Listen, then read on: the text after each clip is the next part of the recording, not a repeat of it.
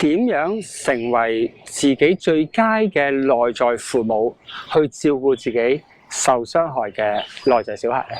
嗱，首先揾一個好安靜、好舒服嘅環境啦，然後就可以寫信俾爸爸同埋媽媽，將自己裏邊內在抑壓多年真實嘅情緒感受盡情寫出嚟。譬如咧，如果係我咧，我可能就會咁喎：爸爸，唉，我9歲嗰陣時啊，你當眾10幾個親戚朋友面前係咁侮辱我，話我死蠢，話我冇鬼用，我係廢柴。哇！我真係好虛，我真係好憎你啊！我得9歲咋，老豆。嗱，呢封信係唔會真係俾真實嘅爸爸媽媽嘅，其實係俾自己嘅，所以我可以盡情將當時所有嘅情緒，哪怕係比較激烈嘅情緒咧，都可以表達出嚟、抒發出嚟，讓自己嘅需要被看見、被聆聽。嗱，寫呢封信之後咧，係需要讀翻出嚟喎。嗱，讀嘅時候好重要，係必須有專業人士喺側邊支持我哋，社工啦、life coach 啊，咁先係真正嘅安全。嗱，抒發完之後咧，我哋就可以寫第2封信啦，就係成為自己最佳嘅內在父母，去支持自己。咩意思咧？就呢個唔係平時嘅爸爸媽媽喎，而係平時媽媽佢背後佢內心潛意識最美麗嘅部分，而且可能佢自己都唔為意嘅喎，都唔自覺嘅喎，係嘛？譬如我啊，我老豆係一個典型嘅潮州大男人。如果我成為最佳爸爸，寫翻信俾自己，我可能會點講咧？我可能就會話：唉，阿生，老豆呢一生都好無奈啊！我自問都好努力做好老豆呢個角色，都冇人教過做老豆，同埋照顧你5個膝頭窿咧，壓力好大啊！由朝做嘢，我做4份工啊，好辛苦啊！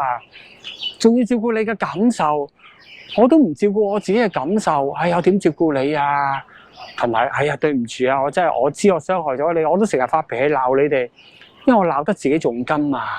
我其實好欣賞你㗎，生，特別你而家搞個咩自在咩自在社啊，叻仔啊，睇咋㗎！我死咗30年啦，我喺天上都及住你㗎，知唔知啊？生性啊，靚仔，我好愛你㗎。嗱，當我哋讀信嘅時候咧，緊記啦，因為真係可能會觸動一啲情緒嘅，所以身邊有人支持係非常非常重要。當然最好係啲專業人士啦嚇，同埋最緊要啦，就係因為成個轉化嘅旅程咧，其實係我自己同自己嘅內在嘅心靈嘅工作嚟嘅，同外在嘅人無關。所以即使我爸爸媽媽係在生還是係離世咧，其實都可以做呢個療愈嘅練習嘅。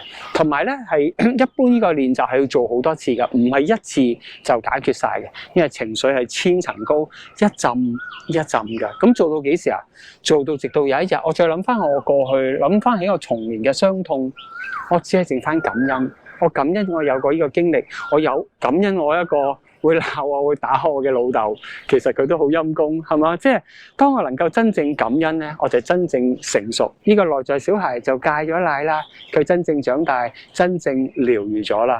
咁所以鼓勵大家都做呢個練習，成為最佳嘅內在父母，去照顧翻內在嘅自己。